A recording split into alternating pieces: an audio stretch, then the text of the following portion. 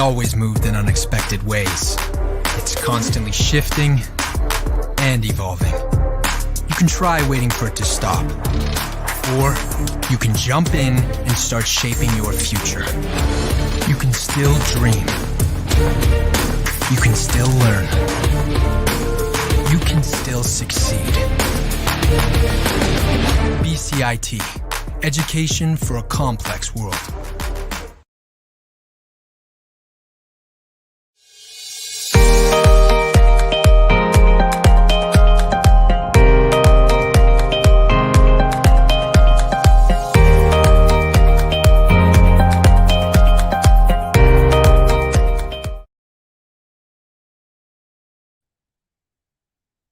Ahora sí, muy buenas noches a México. Bienvenido a nuestro webinario hoy día con BCIT desde Vancouver.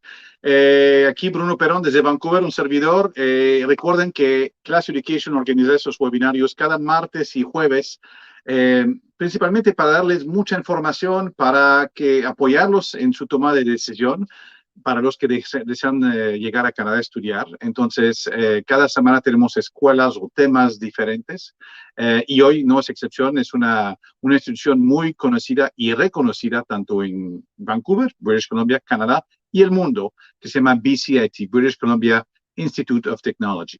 Entonces, vamos a empezar en 2 minutos. Nada más antes de empezar, les quiero recordar que este webinario lo estamos grabando. Toda la gente que se pre-registró para el webinario recibirá la grabación del mismo mañana. El equipo de clase está en cada plataforma, llámele Facebook Live, YouTube, en Twitter, listos en vivo para contestar a sus preguntas. Así que vengan con las preguntas, de eso se trata. Estamos aquí para contestar a sus inquietudes, recibir sus comentarios, recibir sus datos para empezar a estar en contacto con ustedes y darle inicio a un proceso de estudios en Canadá si así lo desean, ¿ok? Espero recibir muchas preguntas y mis invitados y yo tomaremos estas mismas en un minuto más. ¿Qué otra cosa les quiero decir? La gente que no nos conocen, CLASS Education, pues somos una empresa canadiense. Ya tenemos 27 años, no 26, ahí yo veo que dice 26. Ya cumplimos 27 años porque estamos en 2021. 27 años con presencia en México, ofreciendo servicios a la gente que desea ir a estudiar a Canadá. Entonces, a eso nos dedicamos. Tenemos oficinas a lo largo del país. Hemos ya enviado más de 10,000 alumnos a estudiar a Canadá. Entonces, tenemos mucha experiencia de por medio, convenios con más de 300 instituciones canadienses y una gama de servicios que cada alumno que desea estudiar a Canadá va a necesitar. Empezando con la consultoría educativa, que es todavía no está la piedra angular de los servicios que ofrecemos, identificar el programa y las instituciones que más adecua a sus necesidades es nuestro rol. Pero aparte de eso, les apoyamos con lograr su visa de estudios y trabajo, si es el caso, según el programa. La parte del hospedaje, los seguros necesarios para llegar a Canadá, la coordinación de su viaje, la llegada al aeropuerto, el seguimiento desde antes, durante y después de sus estudios, revalidación de estudios, traducciones oficiales, todo eso lo pueden encontrar en un solo lugar en CLASS Education. Su socio en Canadá, su asesor de A a Z para ir a estudiar a Canadá. Así que 27 años de experiencia en nuestra espalda. Estoy seguro que tenemos un programa perfecto para ustedes y nos encantaría apoyarlos en este proyecto de cambio de vida. ¿Ok? Muy bien, pues ya para la gente que no nos conocían, eso es CLASS Education y otra vez cada martes y jueves hacemos estos espacios para darles más información para que puedan tomar buenas decisiones. El día de hoy tenemos el Instituto British Columbia Institute of Technology, que se llama comúnmente aquí BCIT, y conmigo tenemos el señor Michael Galley, que está en la llamada, y lo voy a presentar en un momento, pero antes de eso, sí, se me olvidó un poquito, le quiero dar unos datos rápidos de qué es BCIT para que podamos entrar en materia con el señor Galley.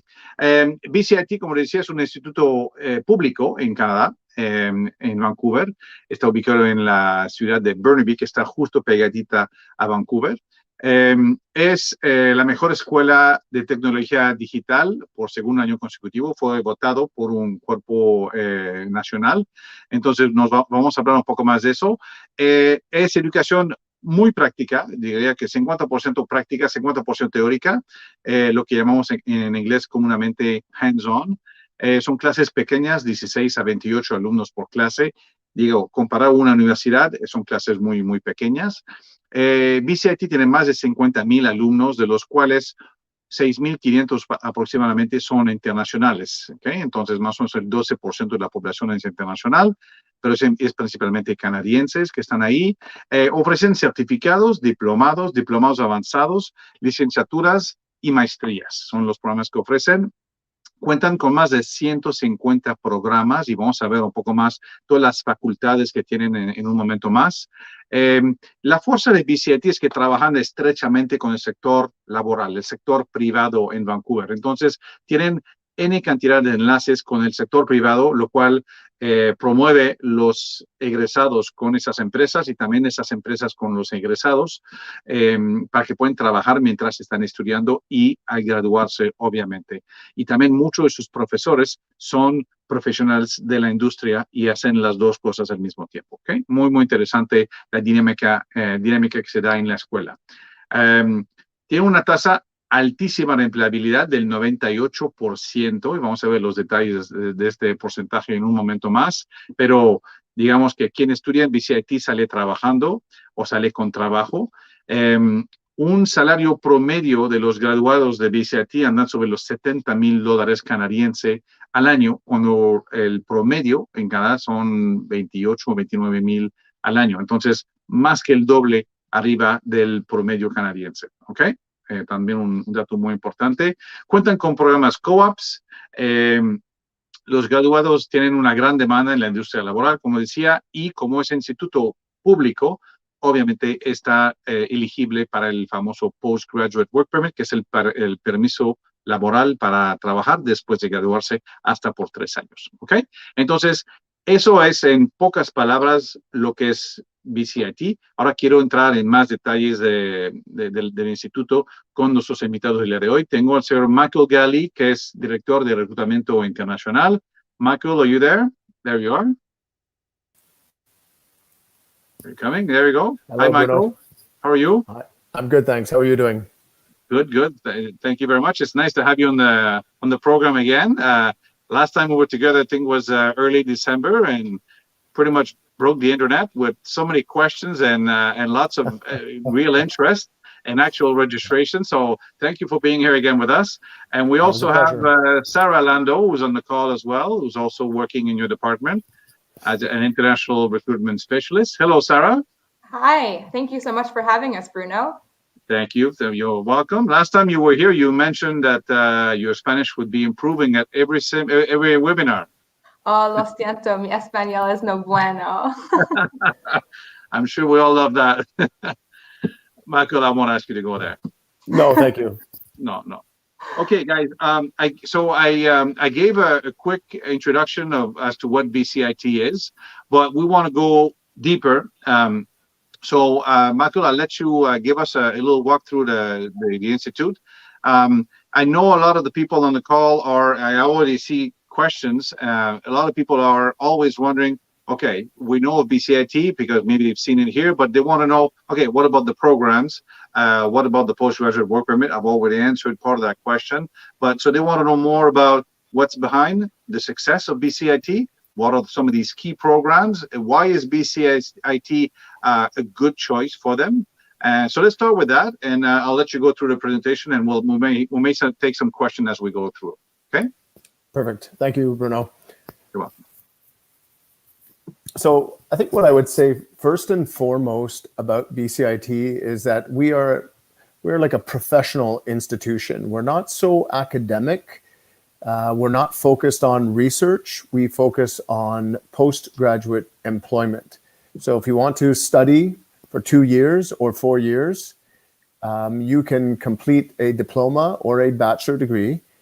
And with either credential, finding employment is very easy with a BCIT qualification. I like that approach. I think this is like music to the ears of a lot of people on the call. I'm sure this is resonating with them.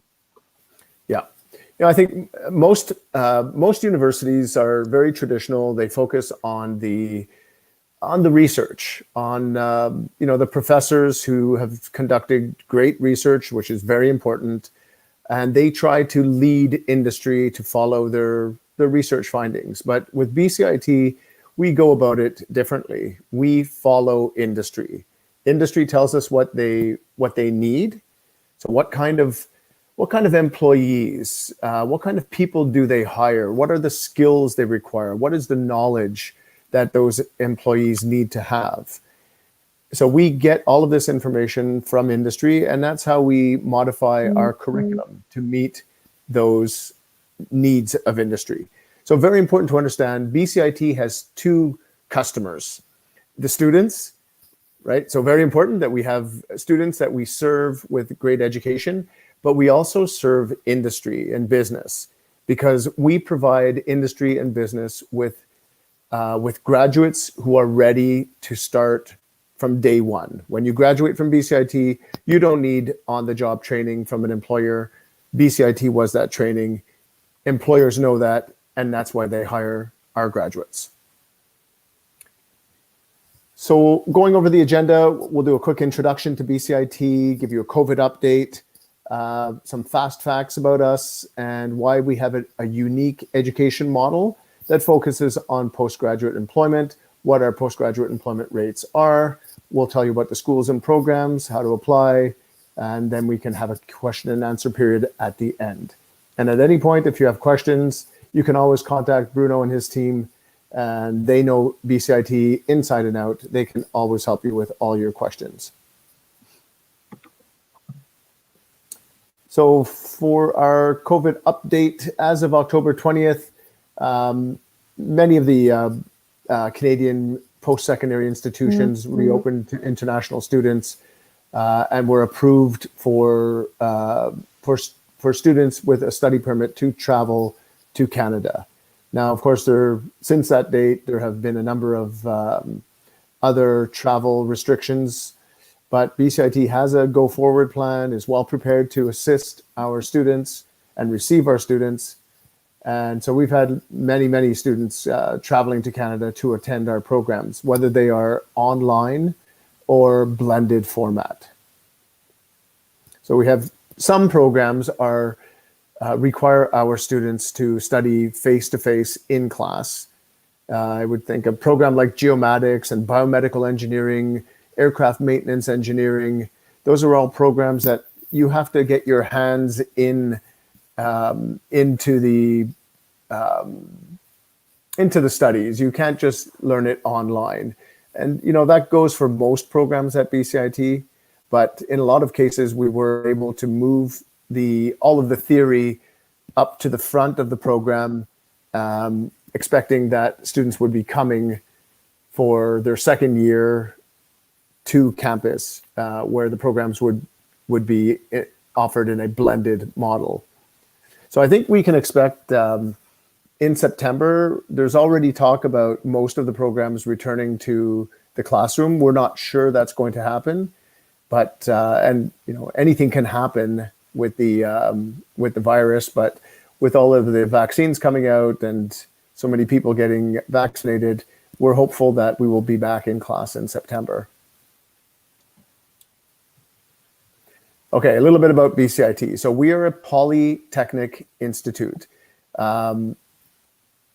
There are a lot of characteristics of a polytechnic. One is that we are industry driven. So I think I mentioned this a little bit at the beginning, but basically we have program advisory committees that are made of individuals from industry, from companies all around Vancouver, and they meet with our faculty on a regular basis, at least twice a year, to inform our faculty of what is changing in that industry so that we can modify the curriculum to meet the needs of industry. So industry drives us. They tell us what they need.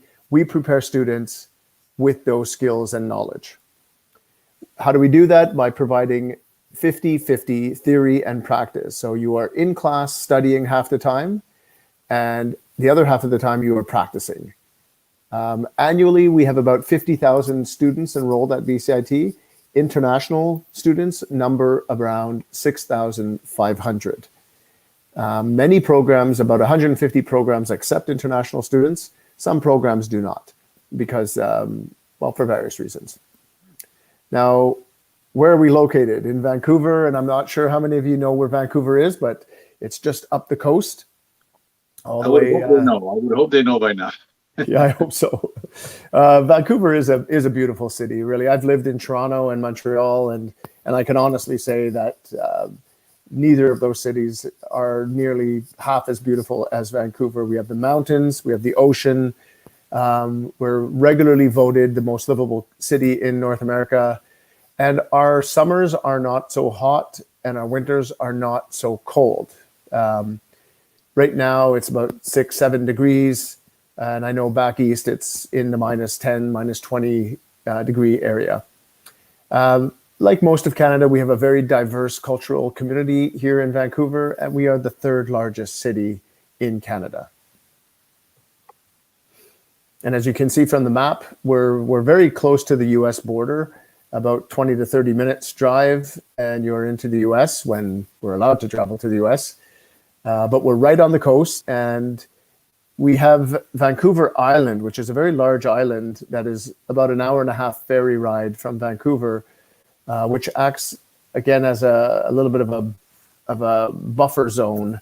It helps create a much more temperate climate in Vancouver. So you'll see on the right side, you'll see the pictures of the gondola going up Grouse Mountain, which is one of our local mountains. In the winter now, there's snow on the mountains, and we go skiing regularly. But down at the sea level, where the city is, there's no snow, and it's about 5 to 10 degrees. And that's surprising for a lot of people, Michael. And it's funny, I have a comment right now from Thomas Luna. It says, "Cool in the summer and warm in the winter." Really? Yeah. In Canadian standards, it is true. You know, it is the case, and it's because in the winter, like I said, it's about 6. It's easy. It could easily get to 8, 10 degrees, 11, 12 degrees during the day, and it rarely goes below zero. So yeah, it's quite warm for our Canadian reality, and compared to just about any other city in the country. Yep, I was looking at the temperature for my family back east in Montreal, and it was -17 the other day. And it was 5 to 7 degrees here. So there's a big difference in the temperature. Not as warm as Mexico for sure, in the summer or the winter, but it's a very easy climate to live in, I would say. And you can see the picture at the bottom there of the city. Vancouver, the downtown area is just a gorgeous area. It's surrounded by water. It's kind of like an archipelago. And the mountains you see in the background, they're maybe 20 minutes away by car. So everything is very accessible. And yeah, it's a great city to live in.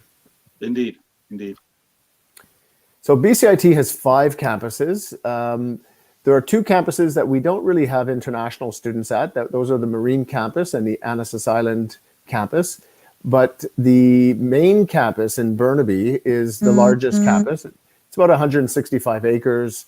You'll find all of the great facilities for engineering and all the different engineering and health science business programs are located there. At the Vancouver downtown campus is where we have our technology hub. And if you're going to study computing and IT, that's probably where you will be. The Aerospace Campus is an outstanding campus. You can see a picture there with 1 or 2 of the aircraft, but there are actually 35 aircraft in the hangar. It's like 35 aircrafts. Helicopters, airplanes. We have a 737 jet, Bombardier CJ-100. There's a Sikorsky helicopter and about 8 different helicopters. The hangar is huge. And I love the Aerospace Campus because it's the best example for me of the education model at BCIT. Students are in a classroom in the morning for 3 hours, and then in the afternoon for 3 hours, they are studying either in the hangar or in one of the shops where you'll find 30, 40 helicopter, airplane engines, turbine engines, or reciprocating engines. Just an unbelievable facility. If you're interested in aircraft maintenance engineering, we do maintenance M-class and avionics E-class.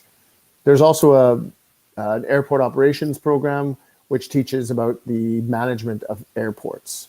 So those are the three main campuses that international students will study at. When you study at one campus, you won't be going to the other ones. All of your classes will be at one campus. So we're different from a college or a university. We're something in between, like a hybrid. So we have hands-on, our education model is hands-on. So like I said earlier, 50-50 theory practice. We teach you, we make you practice. And you can see the pictures here, the robotics, the aircraft maintenance, and the broadcast programs. Those are all really good examples of the kind of facilities that our students are studying in. The classes are small in automotive service technician and aircraft maintenance engineering. The maximum number of students is 16. Also in some of the computing programs like Computer Information Systems Administration, CISA, maximum 16 in a class. Telecommunication Systems Administrator, 16 students. Very small student to instructor ratio. The School of Business has the maximum number of students, which is 28, which is still very small. And then in the engineering programs, you'll see about 24 students. Now, two of the most important features that make BCIT so unique are the industry experienced instructors. You cannot teach at BCIT unless you have a number of years of education, a number of years of experience. Yes, you must have an education, you must have your degrees. Many of our professors are PhDs, but very important is that they have industry experience because we're not focused on research. We are focused on teaching you what industry needs. And so the best way to ensure that is to have instructors who have had experience in industry. Even more important, as I mentioned earlier, are the program advisory committees because they keep us connected to industry and businesses every year. Every program has a program advisory committee made of people from companies around the Vancouver area. And I already explained what that's about, but I'll give you an example also in one of our slides. So the program advisory committee you see here is for chemical and environmental technology. And there are 8 individuals from 8 different companies. There are managers, vice presidents, project engineers, consulting scientists. There's a vice president of global minerals. So these are really important people in these companies. And again, they come to BCIT twice a year. They meet with our faculty to teach us what is happening in their industry. It's very important. If we don't keep in touch with industry, it's very easy to teach old technology. That's not what we do. We need to make sure that we're teaching you the most up-to-date skills and knowledge. So that's why our employment rates are so high.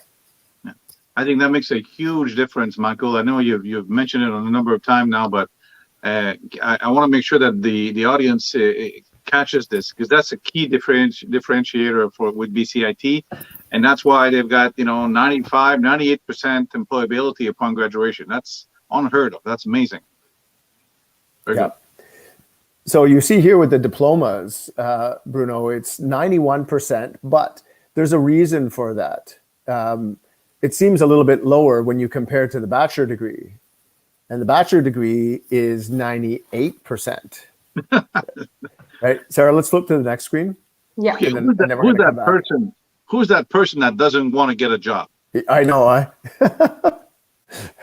98%. So it's almost a guarantee that you're going to get a job when you come out of a BCIT bachelor degree. But let's flip back to the diplomas. Why is it 91% from a diploma? It's not because 9% of the students are not getting jobs. It's because many of the students are continuing. You see, you have a choice. You can do a 2-year diploma and go get a job because you are extremely well prepared. You know, you have all the skills and knowledge to get that job. But some students don't want to go and get a job right away. They go on for 2 more years and finish the degree. So I think the 9% or some of that 9% is definitely represented in the bachelor degrees. So again, 2-year diploma, 2-year bachelor degree, you come out, 98% of you will get a job. And what kind of job, what kind of income are you looking at? Well, the annual median income of a BCIT degree graduate is $70,000, sorry, which is pretty good compared to the average or the median Canadian individual income, which is, we cut it off on the slide here, but it's $27,600. So a BCIT grad will be earning at least around 3 times what the median income is for Canadians. That's a pretty good starting point. Yeah, es como 1.1 millón de pesos en pesos mexicanos. All right, so to review the education model, we are industry driven. Industry tells us what they need, we respond. We provide applied education, which means it's a practical education, and you develop skills. Those skills are what make you job ready. So when you graduate from a BCIT program, like I said at the beginning, you don't need on-the-job training. BCIT was the training. And that's why you can expect high employment outcomes. Industry wants you. Our BCIT graduates are in very high demand by business around Vancouver and all around Canada. Yeah. And because we provide industry with the kind of graduates that they need, they continue to partner with us, right? It's a perfect circle. So we get their advice, we train students with the right skills, industry hires them, they love our graduates, so they continue to work with us. So goes around and round. It's a great model. Yeah.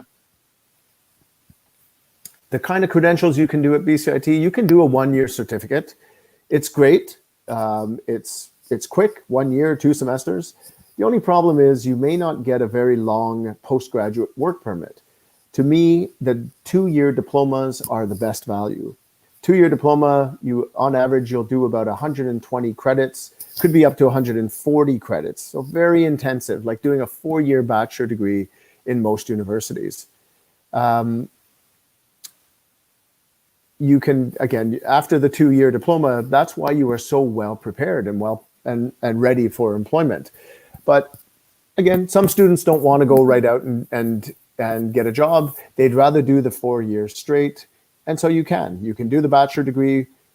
So diploma 2 years, bachelor degree 2 years. If it's a business program, the bachelor is actually only 1 more year. And you're still doing about 160 to 180 credits. Very intensive for a bachelor degree. We do have master's degrees as well, a handful of them.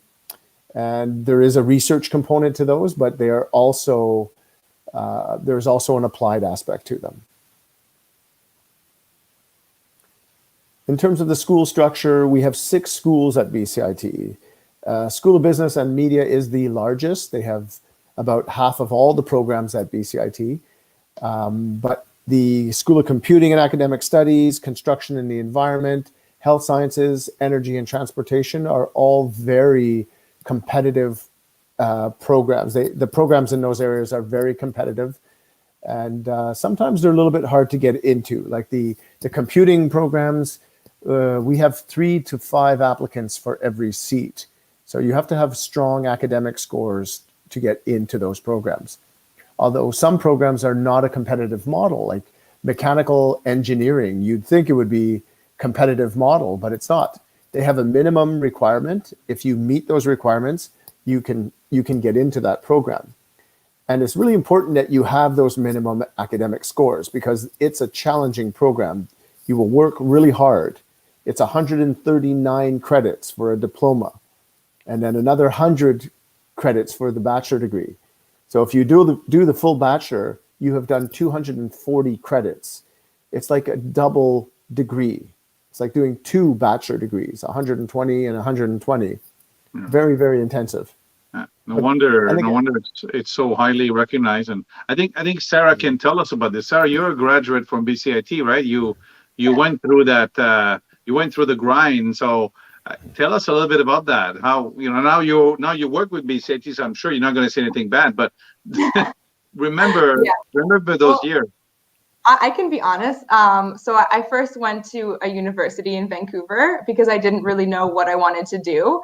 And when I graduated from UBC, I didn't really feel like I had the skills to actually work. I learned a lot about theory. I was a great researcher. I could write papers, but I didn't feel confident to actually work. So I wanted to go back to school, but I didn't want to do a whole nother undergrad. So BCIT in Canada has a really good reputation for really training students. It has a reputation of being intensive. So I enrolled and I kind of thought it would be easy because I was this UBC graduate. But to my surprise, it was quite intense. We were kind of thrown right in. We had tons of group projects.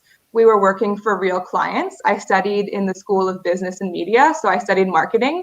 So right away, we had clients with a real marketing problem, and we had to create presentations. So they really throw you in.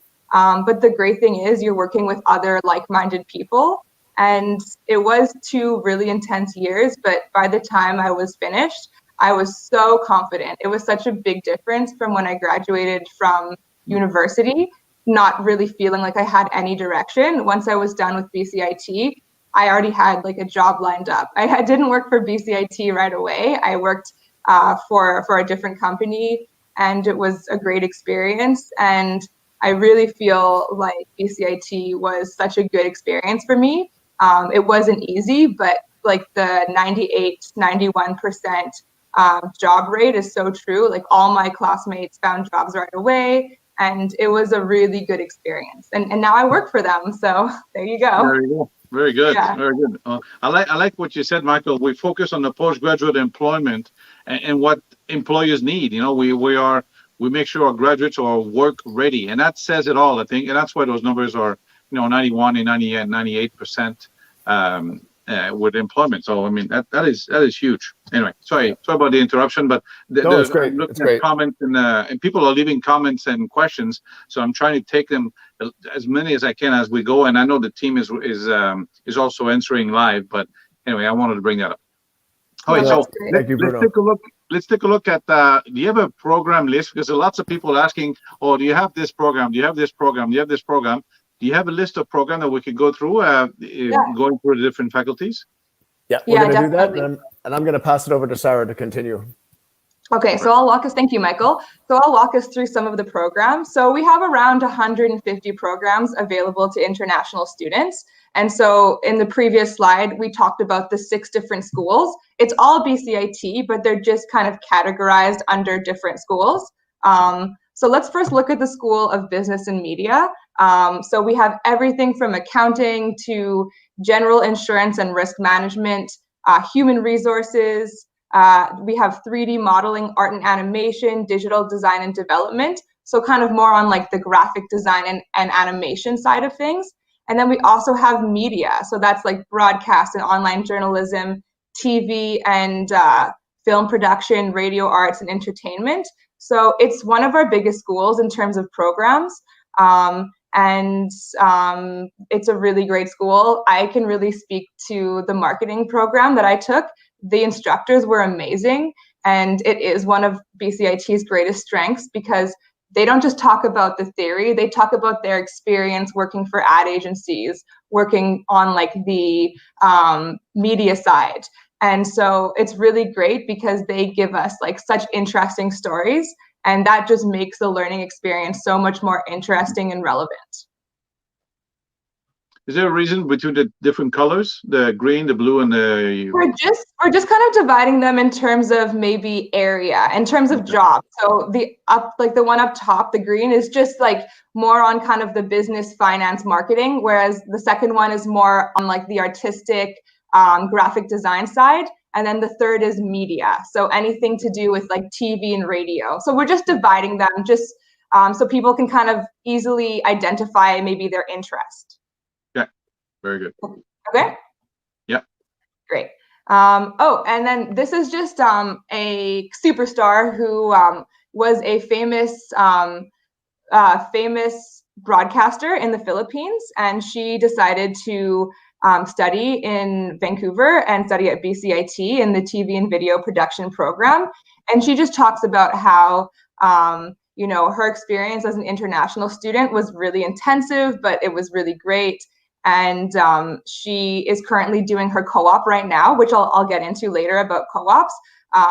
But she is just so amazing. And even though she is this famous broadcaster in the Philippines, she still decided to come to study at BCIT because she wanted to update her skills. So really, like, whatever age you are, whatever education background you have, BCIT is really great if you want to update your skills or take them to the next level. Then we have our School of Computing and Academics. So this is more on the IT side. We have the Computer Information Systems, Computer Info Technology. What's really great about the systems technology is that students in their first year, they learn kind of foundational information, and then in their second year, they can really focus on an interest. So it could be data science or artificial intelligence or app development. So it really allows students to focus on what they're interested in. And in terms of jobs, like right now, if you have any type of IT backgrounds in Vancouver, tons of different companies are hiring. So it's a really, really good program if you want to get a great salary, as all of them are, but especially right now, IT is in such high demand. And then we also have computer systems, which is a bachelor's, and you can do games development or network security. And what's also really cool is right next to our Burnaby campus is EA Sports, their huge location. So you can, they often, I'm just gonna drink some tea, sorry. They're often hiring BCIT grads. So that's also really cool, just to be in proximity to all these IT companies. So that's the School of Computing. Then we have construction and the environment. And so we have a lot of our kind of more building programs. So we have architecture and building science. We have a few of our engineering programs. So civil engineering, we have geomatics, geographic information systems. And then after that, we have civil engineering, construction management, ecological restoration, and then below is some of our masters. Then we have the School of Energy, which has a lot of our engineering programs. So we have chemical and environmental technology, electrical and computer engineering technology. One of our new programs that just launched in September 2019. So in a year, the students will have their first graduating class, is the Industrial Network Cybersecurity. And this program was developed because of the high job demand for cybersecurity experts. And you know, how BCIT works is that it is really driven by industry. So if there's a need for a specialist in a certain type of industry, BCIT will look into that. And that's how a lot of our programs are created, is kind of the need to have specialists, and cybersecurity is such an important example of that. And then we have a School of Health Sciences. So we have, you know, biomedical engineering, food technology, occupational health and safety. So it's a smaller school. Yeah. Sorry. Somebody just asked if we had occupational health and safety in right there. They just asked, I don't know, I forget who it is, but somebody just asked for that. Okay, great. So it was Dirección Médica Empresarial. I don't know who it is, but it's a company, it seems. Anyway, I hope they're seeing this because that's exactly what they're looking for. Oh, that's amazing. That's great. Yeah. So, not too many programs, but some really important ones. And then lastly, we have the School of Transportation, which is, air, land, and sea. But for international students, we offer the aircraft maintenance, engineer category, and airport operations and automotive service, which is, automotive. So again, if anyone who's watching this is ever in Vancouver and, we can, COVID is in the past, I would love to show you our Aerospace Campus because it's absolutely breathtaking. It's just the most amazing thing. And it's right by the Vancouver airport. So, there's always planes taking off and landing, and you're just feeling so immersed in the environment of, your future career, which is really, really on brand with BCIT. So those are our programs. Happy to answer questions now or later. But let's just talk a little bit about admissions. So we have two types of programs. The first type is first qualified, first accepted, which kind of means first come, first serve. So when you look at a program that you're interested in, you click on the program, you want to go to program entry, and that will tell you whether it's first qualified, first accepted, or the other one, which I'll get into in a second. So first qualified, first accepted, first come, first serve. It means that applications are open on October 1st. As soon as you meet the requirements and you're early, the program is taking applications until it's full. So first come, first serve. All you need to do in that case is to meet the English, math, science, whatever requirements they're asking for. Each program's a little bit different. So as long as you meet the requirements, you're in, as long as you are early. The other type of program we have is competitive entry. And so the way you determine whether it's competitive entry is when you look at application processing, it'll give you a start date and an end date. So if it's October 1st to March 6th, or March 15th to August 28th, you know that they are taking applications between this date and that date. And in that case, it's not first come, first serve. It's the best application gets the seat.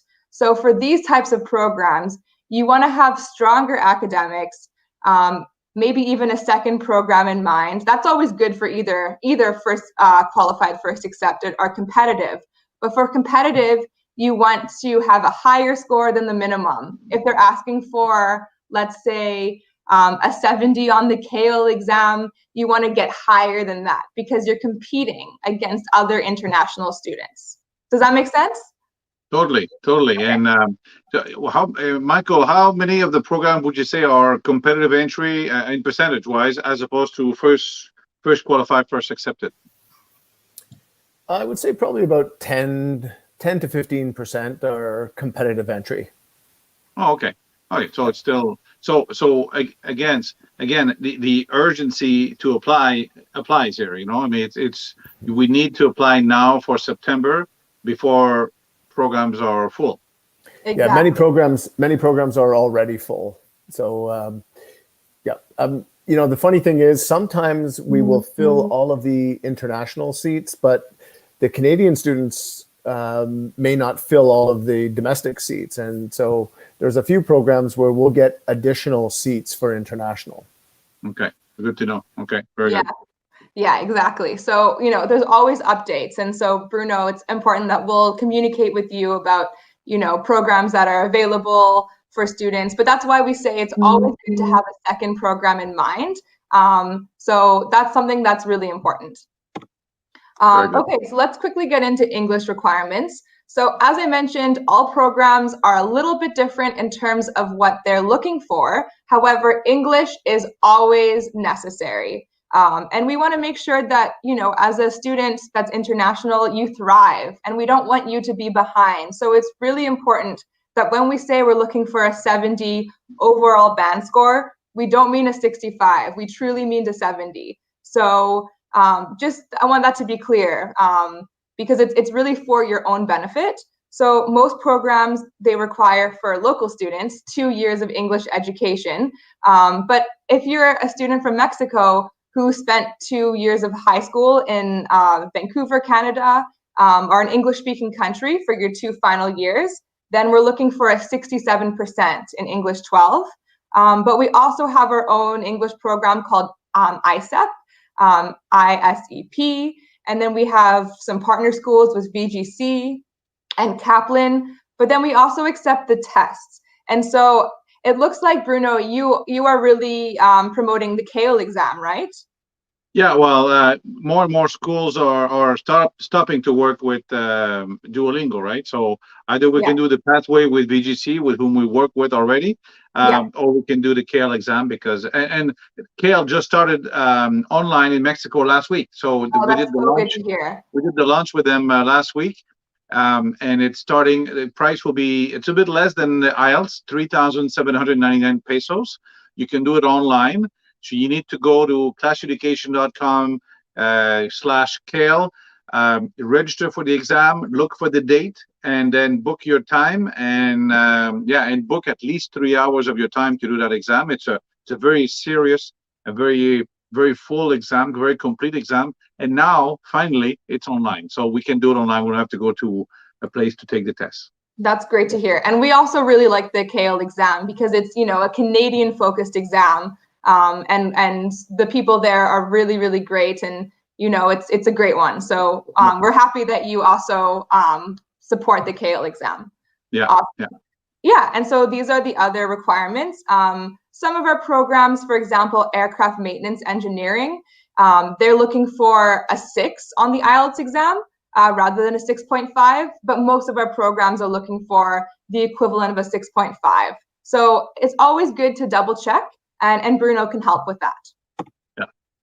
Great. And then just some other requirements. So as I mentioned, you know, international high school English speaking students can also apply with post-secondary grades. You know, for example, for me, I studied at a university. So I applied to BCIT with my university grades, but we also take high school. So it really depends on maybe what's easier for you. And then also we have some testing and upgrading options. So, you know, if you feel like you see a program you really like and you feel a little bit unsure, just ask Bruno and he'll check in with us, and there are lots of options. So don't worry. Okay, I'm going to get into some application tips. So again, the first one is kind of what I mentioned earlier. First, determine if your program is competitive or first qualified, first accepted. It just kind of changes the strategy that you would use to apply. And again, most of our programs are first qualified, first accepted. So, you know, do it today, like the earlier the better. And then, yeah, we're firm on our entrance requirements. We don't do conditional acceptance. So as I mentioned, you know, we want you to thrive. We don't want you to be behind. So the grades we're asking for are firm. And we have 2 partner ESL schools, and we have the ISEP program. You can only apply to 1 program at a time, but have a second choice in mind. What you can do is you can compare courses, and you'll find that some programs do have very similar courses. Sometimes you can transfer in your second year from one program to another if the courses are the same. So that's also something that you can ask Bruno about, and he can find out from us.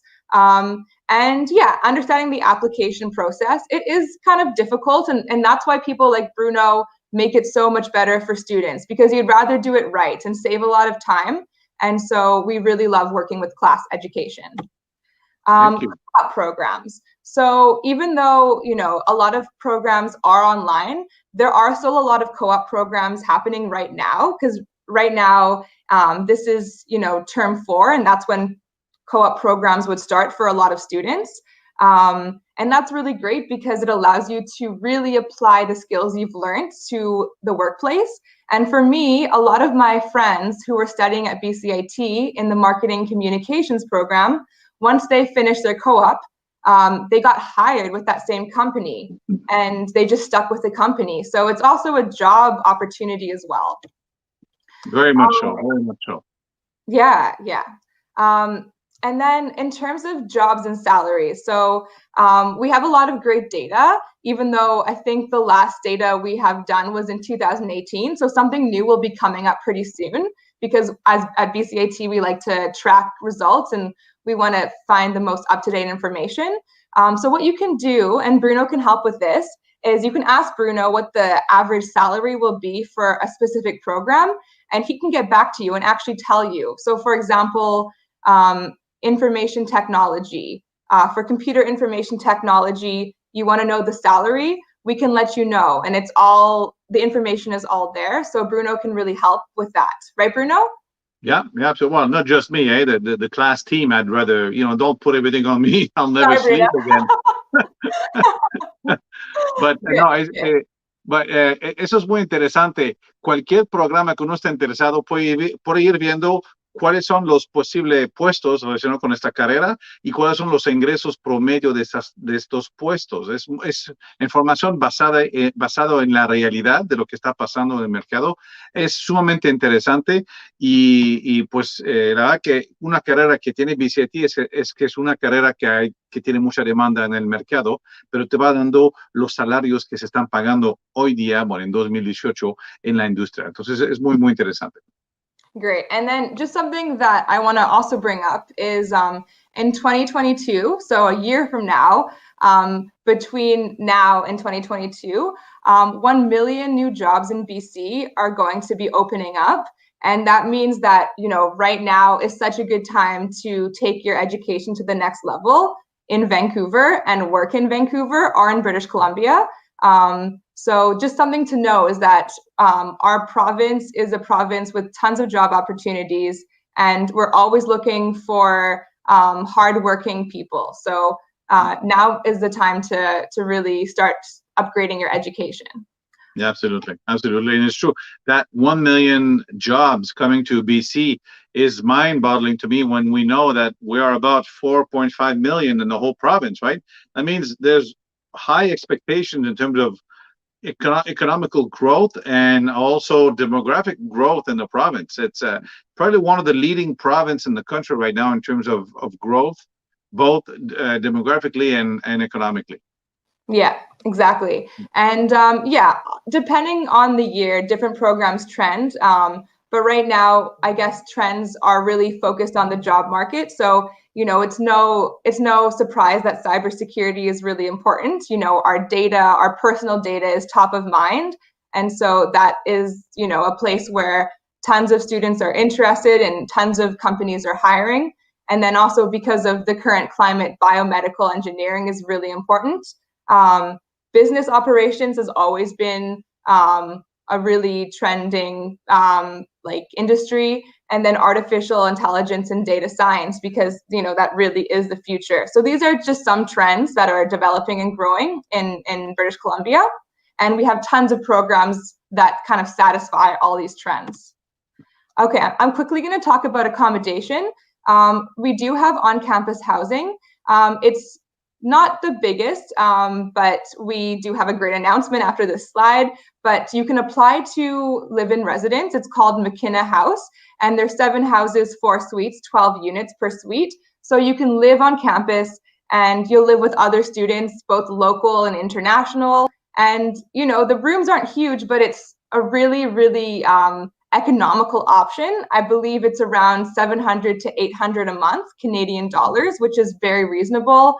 You have your own room, and you also get to talk to other people, and it's a great way to have people to study with, to do things on the weekend with.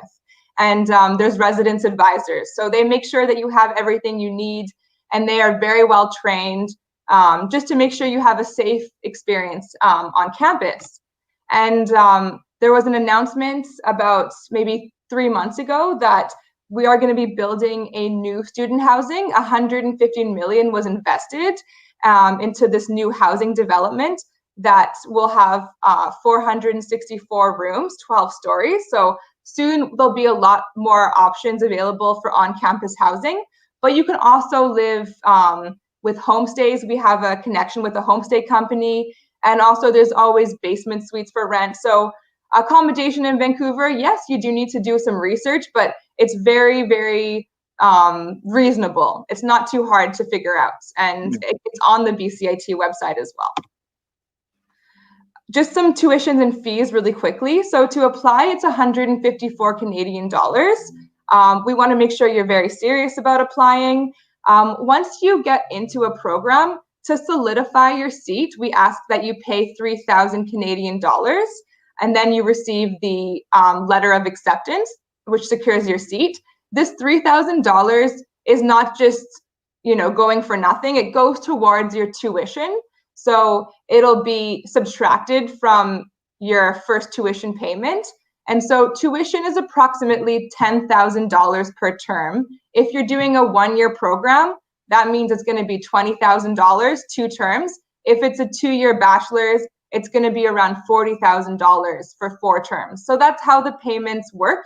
You pay per term. So not all in one, but term by term. And the 3,000 is part of the 10,000 you need to pay, right? So you only pay 7,000 additional, right? Exactly. Yeah, exactly. Okay, thank you. So that kind of concludes the presentation. We can go into whatever is next. I'll stop sharing. Okay. Yeah. Well, there's lots of questions. There were some of the questions have been answered already, but I'm going to ask the class team to put some of the questions on the board so we can read them together and go at it. Some of them are in Spanish, some of them are in English. Why don't you read this one, Sarah? Can you read this one? Yeah, sure. Okay. So this person studied law, but he's interested in studying engineering. He was wondering what financial options are available, such as like scholarship to study at BCIT. He's interested in working and studying at the same time. Sarah, why don't I take that on? You've been talking a lot. I'll give you a little break here.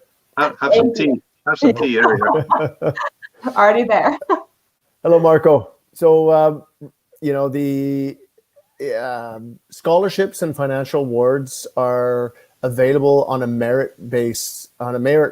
So after first year, the students with the high GPAs may receive an award, but like most public post-secondaries, there aren't really scholarships available to international students for entrance scholarships.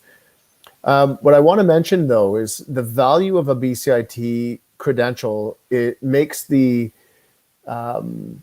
tuition actually very low compared again to most universities and colleges. So if you think you're paying $20,000 or say $40,000 for 2 years for a diploma where you do 140 credits, if you went into the mechanical engineering degree, for example, or diploma, 140 credits divided by $40,000 would work out to be about $300 per credit. So, a scholarship above that is actually asking a little bit too much. I know $40,000 is an expense, but the value of a BCIT credential is very, very high. Yeah. I think also Marco might be looking at, I think the value is there. And I think upon graduation, the rewards are there in terms of salary and employability, but still you need to come up with the money, right? So the good point is that you don't need to pay all up front. Like Sarah said, you can pay per semester, and that's easier. While you're here, you'll be able to work as well, and also work full-time during the summertime, during the summer break. So you have a good 4 months there to make some money. But there's other options also in Mexico, Marco. And I'll switch to Spanish, and I'll ask the team to put the financing slide on. Mucha gente, Marco, nos ha pedido darnos la tarea de encontrar financiamiento en México, y hemos encontrado varias empresas mexicanas que ofrecen financiamiento no solo educativo, pero educativo para la gente que desea estudiar en el extranjero. Entonces, esas empresas te hacen el pago a la escuela en dólares, pero el préstamo se queda contigo en pesos a lo largo de los años, pase lo que pase con la tasa de cambio. Entonces, eso es muy interesante. Puedes financiar parte del estudio, el 50% o el 100%, como tú deseas. Son préstamos desde los 6 meses hasta 5 años a la medida, otra vez, ¿no? Entonces, ellos te hacen un pequeño estudio socioeconómico y en 10 minutos te pueden decir si eres sujeto a un préstamo y por qué monto. Y allá juntos van viendo si lo quieres por 1 año, 2 años, 5 años, 3 años, lo que sea. y se van adaptando. También el préstamo se puede ir haciendo por semestre. Por ejemplo, si soy el primer semestre lo puedo pagar, pero es al semestre número 3 que se me complica. Bueno, entonces lo preparas hoy y el semestre número 3 es cuando se va ofreciendo el préstamo. También la parte de repagos lo puedes repagar más rápido que planeado, si se puede, ¿no? Entonces, hay mucha flexibilidad, yo siento. No hay penalización si lo pagas más rápidamente. Y son planes de pagos a la medida. Entonces, si te interesa, o sea, a cualquiera de ustedes les interesa eso, por favor, entra en contacto con su asesor de CLASS Education. Ahí están los datos de CLASS en la página, aquí abajo en este webinario. Y con mucho gusto les ponemos en contacto y vamos viendo cuáles son sus posibilidades y vemos cómo les podemos apoyar en ese sentido. ¿Ok? Muy bien. Ahora regresamos a más preguntas. Thanks for the answer, Michael. Karen, could I enter if I'm in the 5th semester of university, or it has to be from the beginning, from the first semester? I'm imagining she's in the 5th semester in Mexico, and she'd like to know if she could start at BCIT in the first semester. Okay, so in terms of transferring credit, it is possible. In some cases, you can go directly into the degree option of a program. So, say computer systems. If you have completed an equivalent program to the BCIT diploma, and remember, our diploma is 120 credits, so it's a lot. Then you could ask for advanced placement to level 5, so year 3 of the program. But you would have to meet the requirements of of that program. Karen, what kind of studies are you doing? Yeah, that would be the first question, and she might be able to answer that right now. But another aspect also to this, if you're in a bachelor, it's easier to do some revalidation. But if you're in a diploma and you start revalidating iba a decir materias, ¿no? Subjects. Of course. Then if your program is less than 2 years, then you may not be subject to the postgraduate work permit, which is kind of a big one, because you really want to have that study permit upon graduation. So anyway, we'll see if she answers. If not, we can take that up with her later on as well and continue on. Danny, ¿cuándo se abre la convocatoria? So when do we start taking registration for, let's say, September? It's already open, right? Oh, it opened on October 1st. Yeah, okay. So Danny, it opened on October 1st. It's still on. In some cases, some programs are full.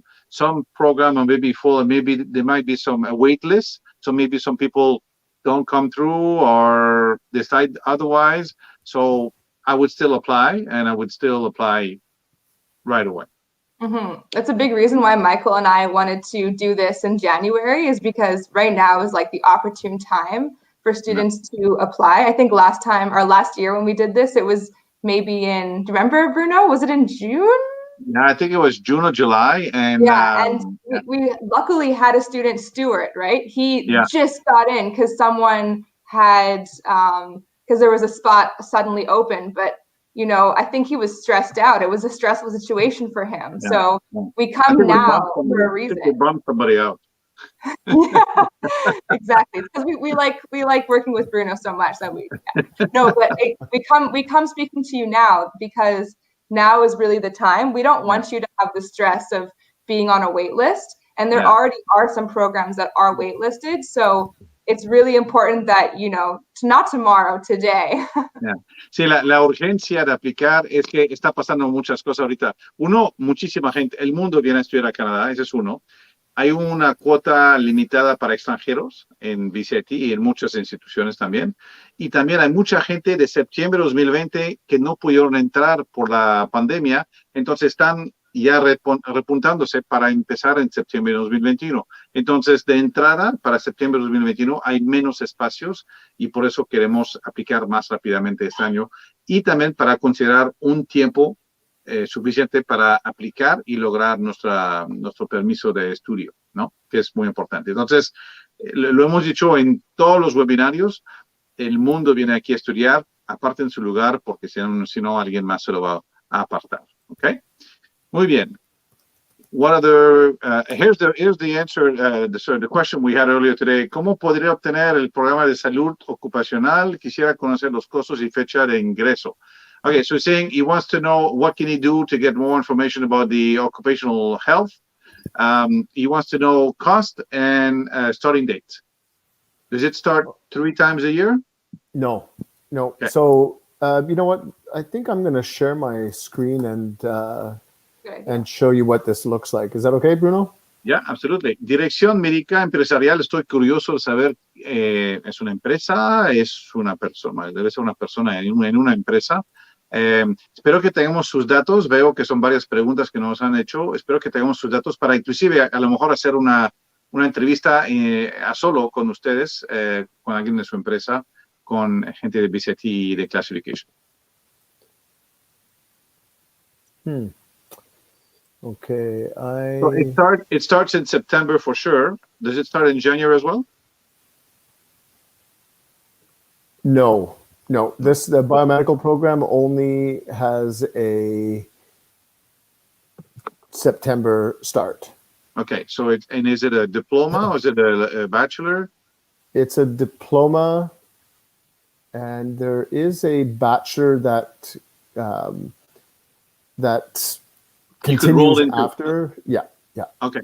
A ver, y para contestar la pregunta, el costo, la mayoría de los costos son $20,000 canadienses por año por 2 semestres, es decir, septiembre a diciembre, enero a abril.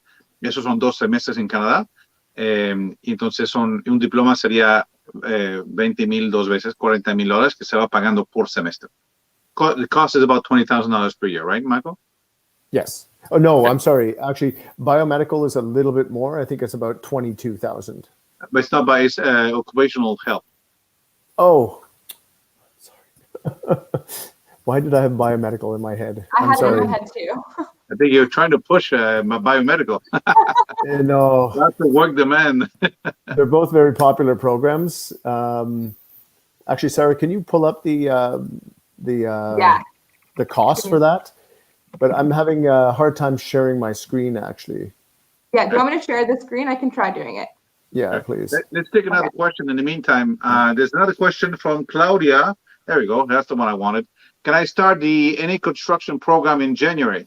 January 2022? Not this year, obviously. No, sorry, Claudia. All of those programs like civil engineering, construction management maybe construction management, but it would be probably the part-time model, which as an international student, you may not be able to get into. Yeah, no, you have to be full-time. Yeah. Full-time. Yeah. So yeah, it's. But did it start in? Maybe she's talking about January 2022. Does it start? Do any of these programs start in 2022 and in January 22? No, most of them have only a September start. Okay. So I think we go to entrance requirements, and then at the bottom, September. Yeah, so it's just September. Okay. And sometimes it'll say the costs on the website, but I might have to get to the page for this one. Yeah. But ballpark is 20,000 pretty much always, right? Depending on the program. So some of them will be slightly higher, like the cybersecurity is a little bit higher, but it's kind of around 20,000 per year for most of our programs. Okay. We'll dig into that program. A la gente de médica, yo no me acuerdo el nombre. Y si tenemos sus datos, con mucho gusto, mañana tienen esa información en su inbox y hablamos un poco más. Esteban de Jesús, saludos. BCIT maneja Pathway para poder nivel de inglés posterior a ingresar a algún de los diplomas, mientras trabaja programas de ingenierías mecánicas. Okay, so Esteban is interested in mechanical engineer. He wants to know if we have pathways to bring up his English level. So we do. We have a pathway with BGC in Vancouver, which is an English school, also a partner of CLASS Education. We've been working with BGC for many, many years. So currently, it's the only pathway. You have another pathway, I believe, with Kaplan, is it? Yes. Yeah, and also you can also take any other pathway programs which will help you in your English, and then eventually after that take the KL exam and pass and get the 70 mark and also get into BCIT. So pathway is a great way to get into BCIT. It's not the only way. And these pathway programs are available starting every Monday, Esteban. So cualquier lunes del mes puedes empezar un programa de pathway en línea de forma muy económica y te ahorras, porque este programa lo puedes hacer en línea mientras estás todavía en México y ahorrando dinero mientras haces eso. ¿Ok? Which other one? Dani, ¿también ayudan en el proceso de adquirir un certificado de inglés o eso es de forma independiente? She wants to know if we also help getting an English certificate. I guess it's a pathway. We can also do that. Sí, podemos hacer eso también, Dani. Ayudarte con llegar a la equivalencia de inglés que necesitas para entrar. Obviamente, tenemos esos programas en línea y también tenemos el examen KL que puedes ir tomando, inclusive pruebas, mientras para que llegas al nivel de inglés que piden la mayoría de las instituciones canadienses para entrar en sus programas. Okay? Okay, we have a testimonial online who's been waiting for a long time. I did not forget. She will mainly want to kill me, I think. But Paulina is there. Paulina is a student from Mexico who's studying interior design. Hola, Paulina. Hi, hola a todos. ¿Cómo estás? Paulina. Muy bien, muchas gracias. Perdón por hacerte esperar, es que había muchas preguntas y luego me metí muchos en las preguntas. Oye, gracias por estar con nosotros, Pauline. Me da gusto saludarte otra vez. Estuviste con nosotros en julio y nos encantó tu testimonio y había muchas preguntas. A ver, ya es un poco tarde, no quiero robarle mucho tiempo a la gente, pero cuéntanos, ya estás en Interior Design, cuéntanos la versión corta, 30, 40 segundos, tu opinión de BCIT y por qué para ti es la institución. Sobre todo por los últimos temas que han estado tocando, me gustaría comentarles ahorita mi situación laboral. Yo estoy de part-time en una empresa de interiorismo, yo estoy haciendo cocinas, ya estoy trabajando y ha sido una ayuda muy, muy grande la cuestión de la escuela por la calidad que te da. Me he acostumbrado mucho a poder sobrellevar una carga de trabajo bastante, bastante fuerte. BCIT es muy pesado, es muy exigente, pero estamos muy preparados para el trabajo. La realidad del trabajo aquí es que es muy específico, es muy especializado, hay muchísimo trabajo, hay muy buenas oportunidades, pero hay que saber hacer las cosas, si no, pues no quedamos muy bien. Yo sigo estudiando, estoy terminando el certificado de Interior Design, me parece que me falta un semestre, un término nada más, y la oportunidad de trabajo la verdad es que es muy, muy realista, yo ya la estoy viviendo, no he tenido ningún problema encontrando trabajo, al contrario, tengo más de lo que tengo permitido de trabajar, pero ha sido muy buena experiencia y estoy bastante preparada para el reto que es estar por acá. Ok, y cuando dices que es muy pesado, es en el buen sentido de la palabra, es que es demandante y por eso tiene tan alta porcentaje de empleabilidad a la gente. Y por eso también tienes trabajo ahorita, ¿no? Ya. Entonces, con tu permiso de estudio ahorita tienes el derecho de trabajar medio tiempo, que son 20 horas a la semana. Podrías trabajar 60, pero no puedes y no debes, ¿no? Como bien sabes. Pero bueno, ya te falta pocos meses. Te gradúas en mayo o abril, finales de abril, principio de mayo. Y allá empezarás con tu Postgraduate Work Permit para trabajar tiempo completo. Así es. Sí, y de hecho, perdón. Adelante. No, de hecho, la empresa, yo les comenté que estoy de part-time y ellos son los que están muy encima de mí a que termine todas mis materias, justo porque ya me quieren extender quieren ya tener el permiso de trabajo full-time, porque tenemos internos dentro de la empresa que son de otras universidades y la realidad es que la calidad es muy, muy diferente. Sí se nota muchísimo la diferencia entre entre una escuela y otra y la capacidad que tenemos para resolver. Por eso, la verdad, agradezco que la escuela sea tan exigente. Sí nos prepara muy bien para el reto. Sí, muy bien. Entonces, ¿tú ya terminas pronto o vas a tener trabajo saliendo, vas a seguir trabajando allá y piensas que te van a contratar ya indefinitivamente? Entonces, con esta carta ya podrás aplicar por tu residencia. Me imagino que es el plan. Sí, me parece que es el PGW, te pide un año o lo que haya estudiado, que fueron 2 años, no es cierto, es un año. Me pide que haga lo mismo de trabajo y posterior a eso ya puedo aplicar para el PR, pero sí, el camino ha estado, pues lo he seguido a como lo trazamos, como me apoyó la escuela a trazarlo, entonces no me puedo quejar, la verdad.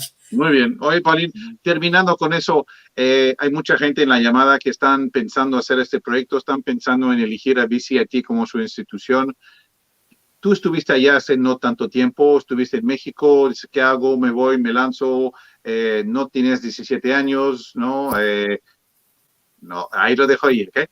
Pero, o sea, ¿cómo te atreviste y qué le dices a la gente que está pensando ahorita, oye, pues, should I stay or should I go? ¿Qué hago? ¿Me lanzo? Aquí tengo mi trabajo, aquí tengo mi seguridad. ¿Qué le dices a esta gente? Y están escuchándote ahorita, están viendo tu ejemplo. ¿Qué les dices?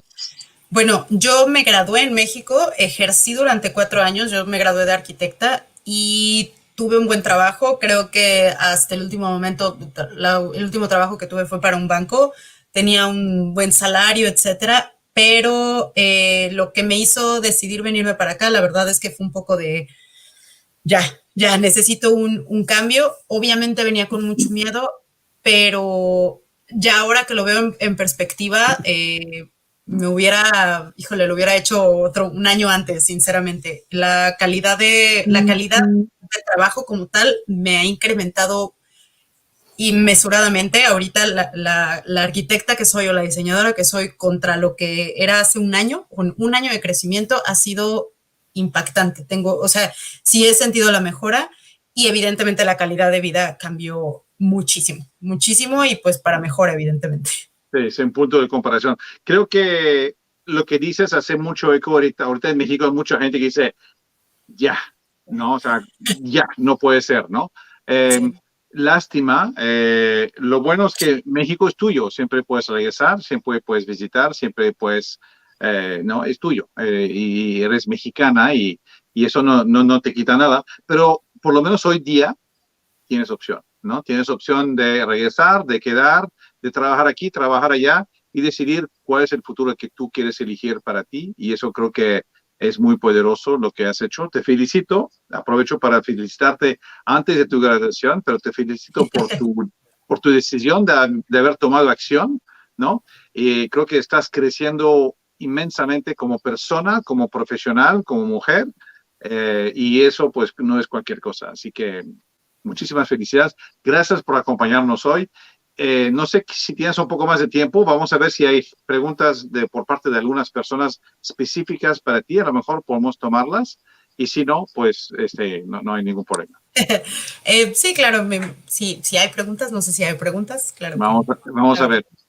Ok, there are more questions. Disculpe, aproximadamente cuánto dinero se requiere inicialmente para llevar a cabo el proceso. No hay problema por la edad. Ok.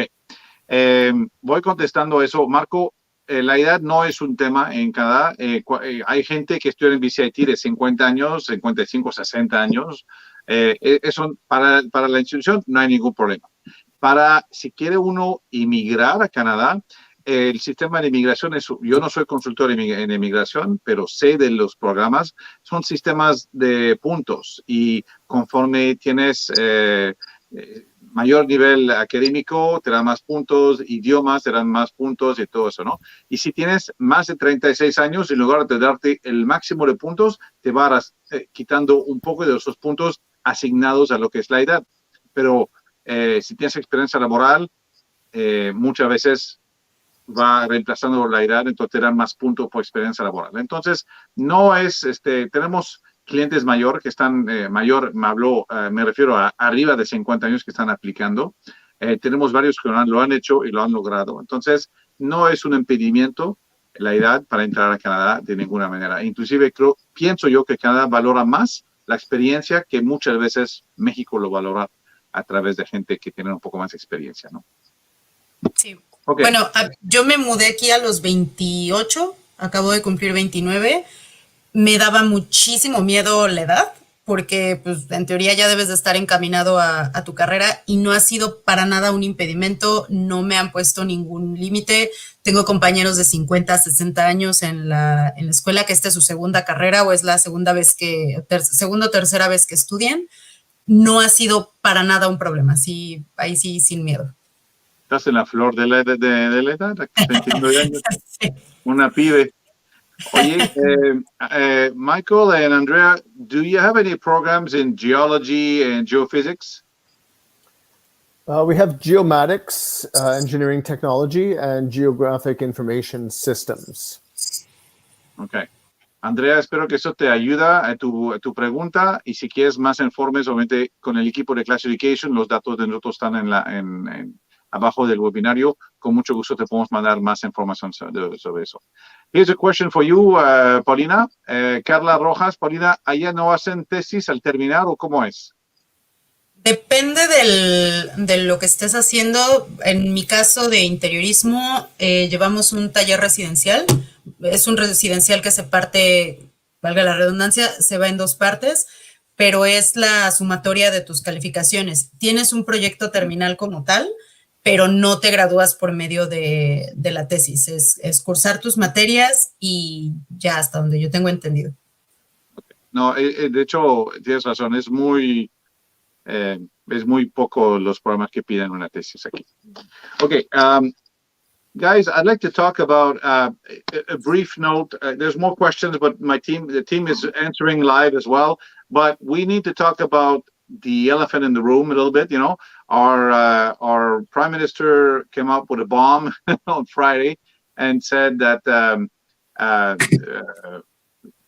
something to the effect that, you know, the canceling flights to go to Canada and staying in a hotel. So I want to get a little bit into the details of that and why this is not an impediment to us starting to work today. I'll do it in Spanish because I want to make sure that everyone in Mexico understands what happened. I did a live, I think on Instagram. I don't even know what I did, but you know, my team knows. I filmed it and they put it. We did a live thing, and I explained to people that this was not against Mexico. Okay, this is mainly to control Canadians that love Mexico so much that end up going there and spend the winter there. And then, and given the pandemic, the government didn't want to do that. So, a la gente de México y toda América Latina, seguramente vieron la noticia que Canadá decidió el viernes pasado aplicar medidas restringidas para la gente de Canadá que típicamente cada año con ese invierno, y es la temporada ahorita mayor, donde la gente se va y pasan 2 semanas, 4 semanas, yo lo he hecho, todo el mundo lo ha hecho, en México, en el Caribe, en el calor, pues, ¿no? Entonces, como no puede el gobierno restringir la movilidad de los canadienses por nuestra Constitución, o sea, tenemos derechos y no nos pueden prohibir salir del país, entonces lo más fácil fue cancelar vuelos. Entonces hablaron con las líneas aéreas y suspendieron vuelos de aquí hasta el 30 de abril, ¿ok? Otra vez, no es contra alumnos internacionales, sino más bien es contra canadienses que se van al sur o al calor durante épocas de fríos. Viene Spring Break y Semana Santa y todo eso, y se iba a poner, le digo, son cientos de miles de canadienses que huyen del país para ir al calor en el invierno, y es muy común. Entonces, esta medida es principalmente para ellos. Pero nosotros, ustedes, alumnos internacionales, están como que de por medio. ¿Okay? Están afectados por eso, afectados de la segunda manera. Cualquier persona que quería llegar entre febrero, marzo y abril, todavía lo puede hacer si tiene, como antes, su visa de estudios, su test de COVID negativo antes de subirse al avión, y lo único que ha cambiado es que ahora, al llegar al aeropuerto en Canadá, uno de los 4 aeropuertos que son siempre los mismos que están abiertos a viajes internacionales, tendrán que hacer una prueba de COVID y quedarse en un hotel hasta por 3 días, puede ser inclusive menos, que es mientras nos da la prueba del COVID. Si nos la da al día número 2, entonces al día número 2, si la prueba es negativa, podemos irnos a nuestra casa o al homestay o a la residencia donde vamos a llegar. Si la prueba es positiva, ya caemos en otra situación, ¿ok? Donde hay que dar seguimiento y ir a un lugar donde nos pueden atender, ¿ok? Entonces, lo único que ha cambiado es eso. Son hasta 3 días en un hotel y tiene un costo aprox que no sabemos bien todavía porque no se han definido cuáles van a ser esos hoteles y a partir de cuándo va a empezar a hacer eso el gobierno canadiense. Todavía no ha empezado a hacer eso Canadá, ¿ok? No tenemos fecha todavía. Puede ser sábado, puede ser en 2 semanas, no lo sabemos. Dijeron que pronto, pero no sabemos cuándo. Lo que sí empezó el domingo es empezaron a cancelar o restringir algunos vuelos del extranjero de esos países hacia Canadá y de Canadá a esos, sobre todo de Canadá a esos países, porque fíjense que todos los vuelos estaban llenos de canadienses, ya están cancelando estas reservaciones y reembolsando a la gente sin ningún penalty. Entonces, es eso, ¿no? Cualquier persona que empieza en septiembre no les afecta nada. Que empieza en enero de 2022 no les afecta nada. Que empieza en línea no les afecta nada. Si alguien iba a empezar antes, puede empezar en línea y luego entrar presencialmente cuando Canadá los dejará hacer. Y otra vez es solamente hasta el 30 de abril, mientras llegan más vacunas y mientras los canadienses se les quitan las ganas de salir a México en el invierno para broncearse, ¿ok? Pequeño anuncio que quería hacer allá. Okay, sorry, I had to do this because I know a lot of people in Mexico kind of took this personally because Mexico was, you know, in the list of countries, but it's not against Mexico, it's against Canadians that are, you know, rightfully so maybe when you're from other parts of the country where it's so cold and they want to go to warmer places. So anyway, important. Also, a quick thing about vaccine rollouts in Canada. We received about 500,000 doses in January, which was in December, sorry, which was ahead of schedule. We received more vaccine in January, and now more are coming in February and March. And so we're on schedule to receive the doses of about, I think, 4 million doses between now and end of March. So we're on target.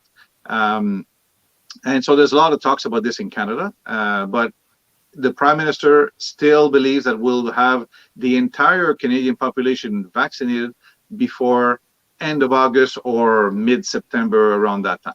And if it gets to be end of September or end of October, it's still a pretty good deal, as you know, originally we thought it was going to be by the end of the year.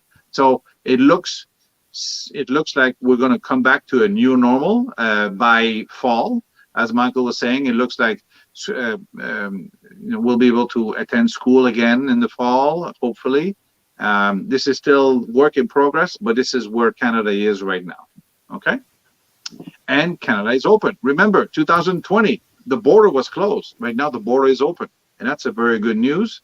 There are restrictions. There are things we need to do to get in. You need to have a visa. So apply for the school, get your acceptance letter, then apply for the visa, get your visa. Then we can figure out what we need to do to get here. But it's urgent to apply because there are very limited spaces in Canadian institutions, especially in places like BCIT.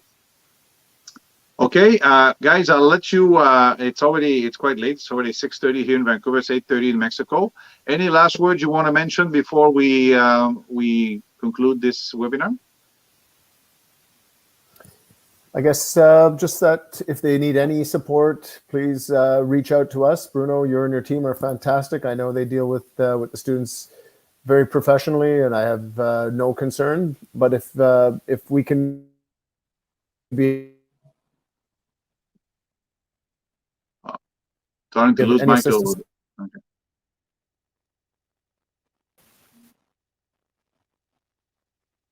I think we lost him. Yeah, I might take you up on that, Michael and Sarah. Some people had some very specific questions today, so we will touch base with them.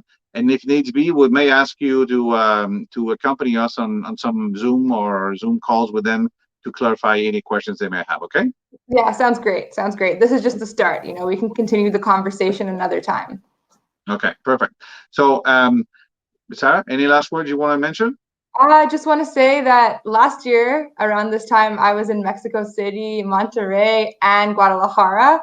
And it was like the last time I went out and like went dancing because it was before COVID. And I miss it so very much. I love Mexico.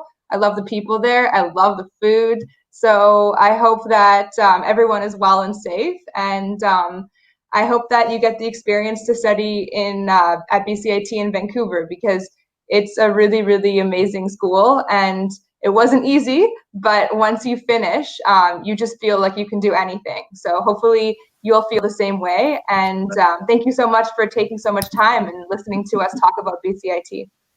All right, great. There's a question for Paulina, and I'll take it. Alberto pregunta, Paulina, ¿cómo lo hiciste para iniciar estudios en BCIT? Es decir, ahorraste mientras estuviste trabajando en México y después te ayudaste con tu part-time job. Yo hablé con Paulina off-camera, Alberto, y la conozco un poquito.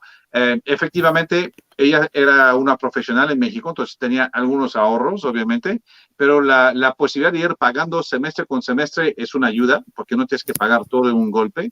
Y estando aquí trabajando desde que llegó, medio tiempo, con eso se está también ayudando a complementar, ¿no? Entonces, es sí a las dos preguntas.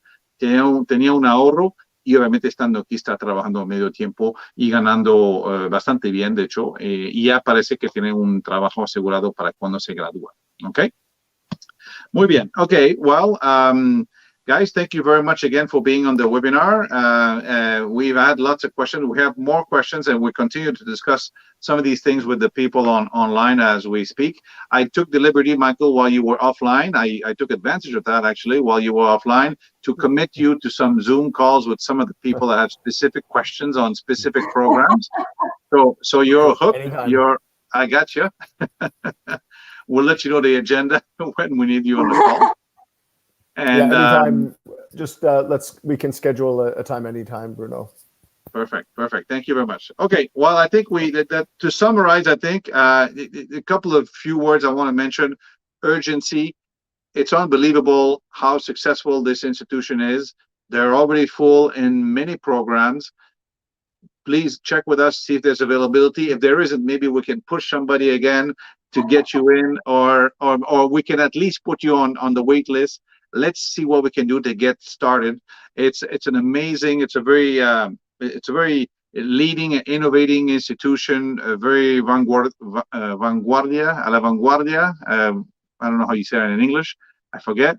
But it's a place where you study, you get to work. So for me, BCIT equals jobs, equals results. It's not a cost, it's an investment in your future. And your future with this institution, your future could very well be here in BC, in Vancouver. Okay, so thank you very much, everybody, for participating in tonight's event. And again, thank you to our sponsor also, Kale, who's a newly newly offering their online exam. Finally, a Canadian exam online that we can do from our house. And that started just last week. So good on them. And that's it. Thank you very much again. Have a good night, everybody. And if there's any other questions, please leave us your information to be in touch with you. All right? Thanks, everybody. Have a good night. Michael is frozen again. Muchas gracias a todos. Buenas noches.